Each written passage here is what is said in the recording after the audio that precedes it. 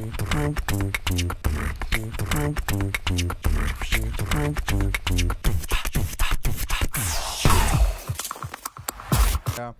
you do your due diligence and everything checks out from lands and you still end up getting conned, I think the government should be liable and reimburse all expenses. I know using the government in Kenya is a stretch, but who bears responsibility in such a case? You know, so this is just an issue where I think from what Anne has said, willing buyer, willing seller, shariako. You just have to go through the right paths in doing this. And then also, Slayer was asking, there's a case of special prices for people in the diaspora. You know, like where land is being sold, but the sellers, you know, like wamekubaliana, will have a special price for people in the diaspora. Because of Maju, wameshiba, they have dollars. Is this true or very true? Or is it just something that people are coming up with? Anne? I don't think it's true, because when you're selling land as a company, the prices are listed in your website, in your pages. According to my experience, diasporans are getting a better deal. Why? Because they're paying cash. Secondly, when like I'm coming to a group, let's say like OneMicShow organization to sell to all the presenters, the staff, the whole company, I will come and talk to maybe Ali and give you guys a deal.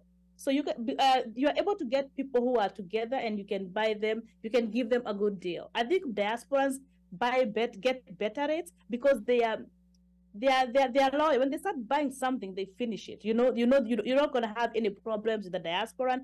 And diasporans, because of the trust, they keep referring their friends. So I don't believe the diasporans get higher price unless it's some crooked company over there, because we know how to do due diligence online. We will go and search and look and compare. Okay. Now, just to take a different, twist, what about people who end up innocently getting into these criminal schemes with information from trusted sources, like advertising booths in diaspora conferences? We have faith-based organizations, including the church and the notorious influencer. How do we audit these trusted sources, in quotes? Anne? Myself, I would take an influencer or those organizations like a TV channel. How I want to buy a Toyota car, I see it on the Fox, I see it on CNN.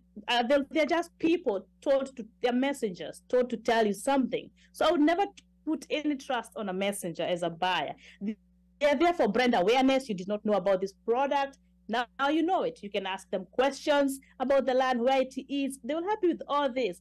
But the authenticity of the land and to buy or not to buy, whether it's good, I will have to now do the due diligence itself. Okay. I don't care whether it was advertised in the church, in a government place, in the embassy, or where.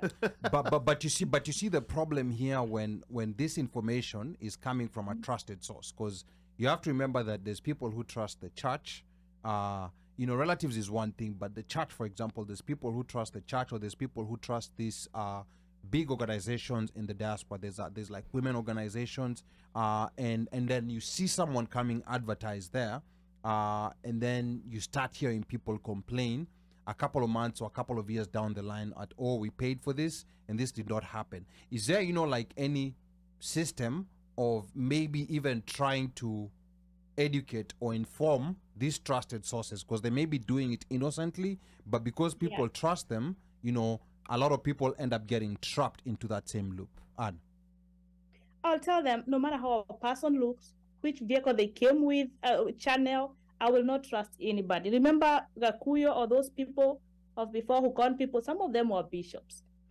Even these people conning people now, you have seen them in churches, in conferences, because this is, everybody is trying to make a sale. And if I can sell it through the church, why not? So I will not trust anybody. Even if they came with Queen Elizabeth, they came with Mother Teresa, I will do the due diligence, the hard way, not a soft way, because I saw you with a church person, or even with Obama, because Obama might be a good person, and Obama knows your good side. He doesn't know your crooked side, and Obama knows you as a MD. So there might be a crooked CEO or a crooked director there in your company who will even make things go down.